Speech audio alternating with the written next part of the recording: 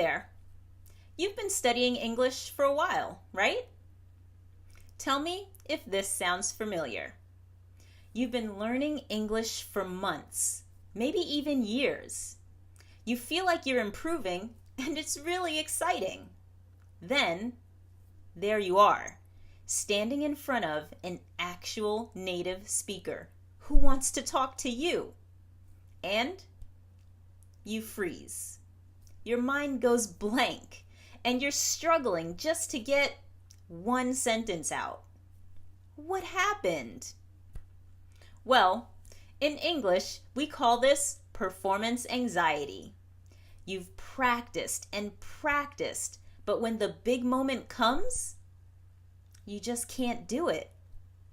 Performance anxiety can be so frustrating and sometimes embarrassing. So, let's get rid of it. My name is Patricia. I'm an English teacher and I'm a student of American Sign Language. I know exactly how you feel because I've been through it too. I've stood in front of native speakers who wanted to talk to me, and for some reason, all of the things that I had studied and practiced, they were gone. But that doesn't happen to me anymore.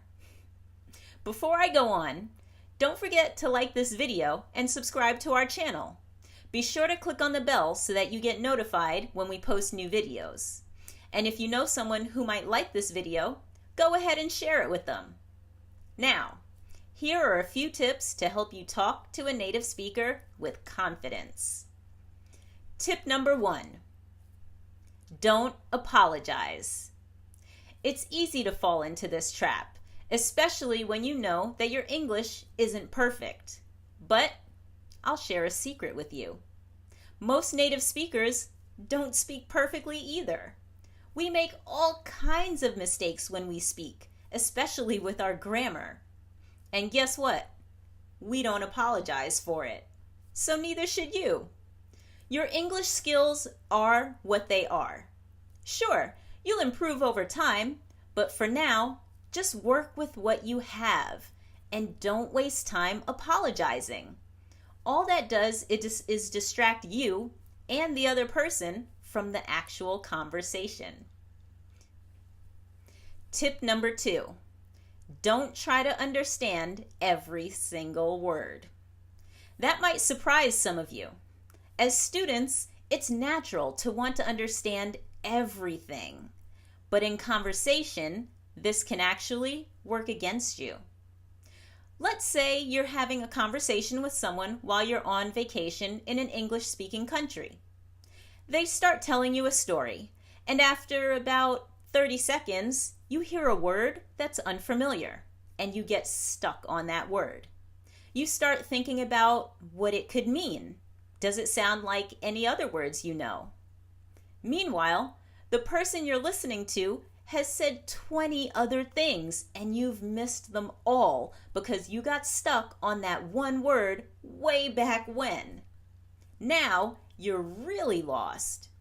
If you had just let that one word slide and kept your attention on the conversation, you probably could have understood a good amount of what was said. But as soon as you get stuck on that one word, you start to miss a lot. Those unfamiliar words, tenses, and expressions, just let them pass. Try to pay attention to the big picture. You'd be surprised how much you can understand even if you miss one word from every sentence. By the end of the story, you can probably fill in most of the blanks just by using your common sense. And whatever still doesn't make sense, just ask. Native speakers misunderstand each other all the time. That's why we have phrases like, "What was that? I don't understand." It's perfectly normal to ask people to repeat things in conversation. Plus, asking questions is a great way to keep a conversation going. It shows the other person that you're interested in what they have to say and you want to know more. So, don't worry about understanding every word. Just listen for the big picture. Okay, let's pause for a minute. I know some of the things that I'm saying might be helpful, but you also might have more questions. That's okay. Just put any questions that you have in the comments. I'd be happy to answer them for you. Now, tip number 3. This is a tough one. Are you ready? Don't be nervous. Simple, right? You can just snap your fingers and stop being nervous. Okay, clearly it's not that simple. So here's something to think about.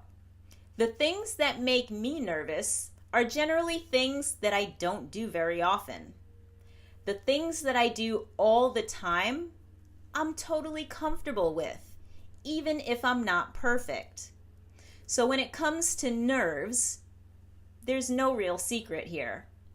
You need to practice having conversations a lot. That's the only way to really get comfortable with it. The only other tip you might hear is to picture the other person naked with no clothes on. Hey, if it works for you, go for it. Personally, I think I'd prefer to just practice a little more. Thanks for listening, guys. If you'd like more information about our English classes, you should watch my video about online classes. You'll see it at the end of this video. And remember, fluency is closer than you think. See you soon.